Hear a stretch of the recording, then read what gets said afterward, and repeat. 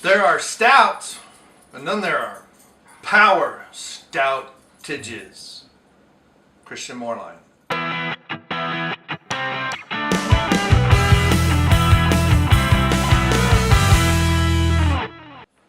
Hey, it's Brainmuffin back with a beer review, and hearkening back to my beginnings as the Cincinnati Craft Beer Examiner, what I used to do on Examiner.com for several years until, I don't know what happened, but it went away. We have a Cincinnati craft beer. So Christian Moerlein, a name that was synonymous with kind of German-style beer before Prohibition, available all the way up as far away as New York City. I know, New York City, where the worst salsa is made. Afterwards, it just kind of faded into obscurity, but it was a huge brewery here locally and in Cincinnati. Buildings up over on top of the hills overlooking downtown and all that stuff. A lot of it's gone. And several years ago, I forget the guy's name, but I've met him before, bought his book. His guy brought back several of the brands, one of them being Christian Moerlein. Now, nowadays with craft beer, making German-style beer is not enough. You've got to have more and variety. So there's IPAs, and there's Northern Liberties, and there's all kinds of stuff. And now they're in cans. And so this is a stout. This is a milk stout. It is pretty good. Dark notes of roasted chocolate and malt, and that's all that stuff. But here it is on the can. We'll see how much of this I pick out on my own. Although I have had this before, so it's kind of cheating. So, anyway, so I think it's 25 IBUs, if I remember correctly. 23 IBUs, 5.7% alcohol. We get a nice coloring. We should have a nice kind of a, well, for a head it's dark brown, but, oh, it's poured too fast. Hints of roasted malts right on. I mean, really notice that. Hints of chocolate, coffee, and being a milk stout, it's a little sweeter, so the finish is kind of sweet. But it does have that stout characteristic of having a thin mouthfeel, which is very interesting with stouts. Many times people think of stouts as being these really thick beers, and really they're not, especially an Irish dry stout. It's very light as far as mouth. It's very thin mouthfeel, almost watery. And this is very similar. So we obviously have very dark brown beer with a nice dark brown, kind of a dark brown sugar colored head. Very stacked, very high and nice. This is the way we want this. Stout should be very welcoming to the nose. The roasted malts should be very inviting.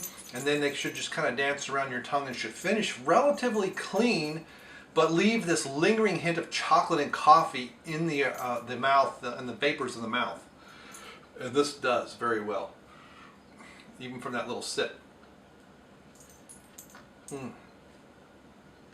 So right there when you smell, it's very chocolatey. It's roasted malt.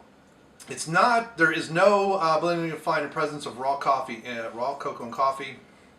So maybe it does have cocoa in it and coffee, I don't know. But usually those malts, they're just, the way you roast the malt, you get those flavors. You don't actually have to add chocolate or coffee. So I'm not sure, but I don't think it is. Because it just says, blended in, you will find the presence of raw cocoa and coffee. I guess so. Anyway, but it's very nice. It does have a heavy coffee aroma. Arabo coffee. But what I like about it is it has hints of milk. It's not overly sweet. It's a little thicker mouthfeel because of that maltose, but it's not overdone. It fades very nicely and it just kind of goes away. It doesn't stand around and make your mouth feel all roasted malt and blah, blah, blah. But, you know, I'm a big fan of many times blending these dark stouts and milk stouts with vanilla ice cream and others, not chocolate. This one I'm going to make an exception. I would actually add chocolate ice cream to this if I was going to make a float, which is very rare. Or I would do, say, a chocolate mousse cake with this. I very rarely get those two together, but this has an interesting enough cocoa presence that I think more chocolate is warranted. Some of them are very chocolate, like a Stone IRS or something, very chocolate, or a left-hand milk stout, and you really want something to combat that, say vanilla, or maybe even cherry ice cream or something like that. But for this, I'm going to make an exception. In a chocolate tart, I could even do a chocolate pie, especially one that has a crust, which I know is very rare for but kind of like a baked crust, and then like raspberries put on top of it. But this is very nice. Previously I've given this a 4, but I think I had it too cold. This one's been sitting out and it's much better, and right up to the, and I actually checked in instead of changed my score, but I'm giving this a 4.25. I would love to try this on draft. I don't know if it's available anywhere in town on draft, but I imagine it'd be a little bit smoother. It's very approachable for a stout. This is not a real chocolate, thick, bitter stout. It's nice and smooth. It finishes very well. And this is a fantastic introduction to the milk stout variety, especially if you're afraid of Guinness or something like that. This is an approachable dark beer. I would definitely have this with a meal. I would probably do chili. I don't know why, or a whitefish. I know those are very different flavors. So that's a good profile difference.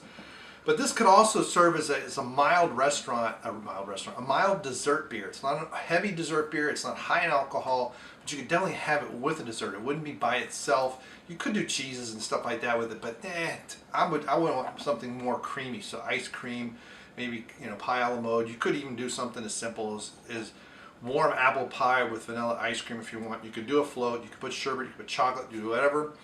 But there's an ice cream flavor that I'm not sure what it's called, but it's got red raspberries and like chunks of dough or something. So like a raspberry cobbler ice cream is what I really get with this. Or strawberry cheesecake. That might be good too.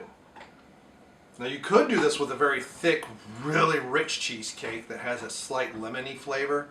This would go well with it as well. It would pair very nicely as opposites. But this is also one that complements chocolate very well, which I don't normally find in these kinds of stouts. So 4.25 is what I give this. Have you tried the Christian Moerlein Power Outage? Do you like it, not like it? Have you had it as a float? Have you had it on draft? Please let me know in the comments below. Thanks for clicking subscribe over here. I did a live thing a little while ago and got more people on it than I thought I would. So click the bell icon to get notified when I'm up to stuff. And see you later. Goodbye.